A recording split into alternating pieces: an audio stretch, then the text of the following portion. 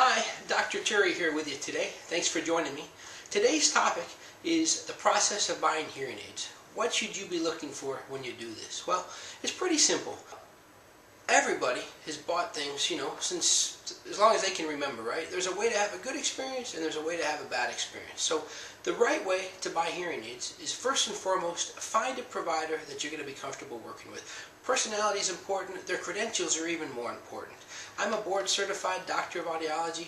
As such, I've reached that level of education and testing and experience level that's entrusted to board certification. So I think that's important. Secondly, find an office close to your house. It's a long-term relationship, so you're going to have lots of visits in the beginning and regular follow-up visits as long as you have those hearing aids. So it's got to be convenient to the house.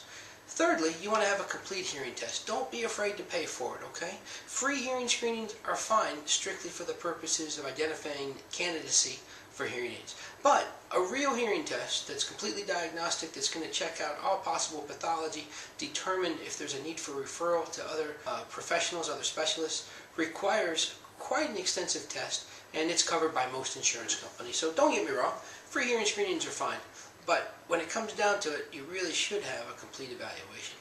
And lastly, after this hearing test that you have, make sure you're not being given a sales pitch. And what I mean by that is a smooth talking, feature-driven approach, one size fits all. In other words, you get your hearing tested, you listen to a sales pitch, and at the end of that discussion, they're talking to you about super expensive hearing aids. You're in the wrong place.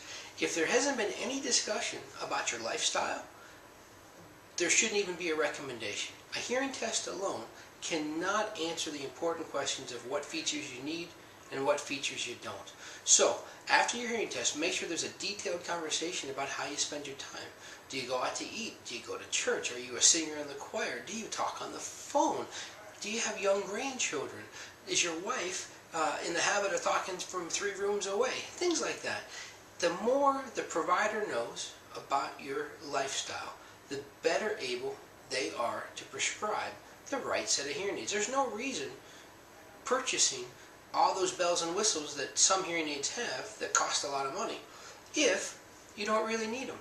Alright, so lifestyle is important.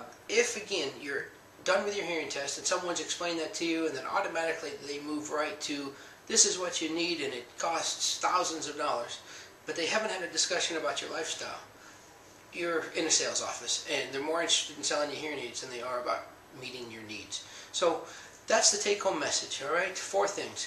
Find an office close to the house, find a provider with the right credentials, find an office that's doing complete testing, and don't be sold a set of hearing aids.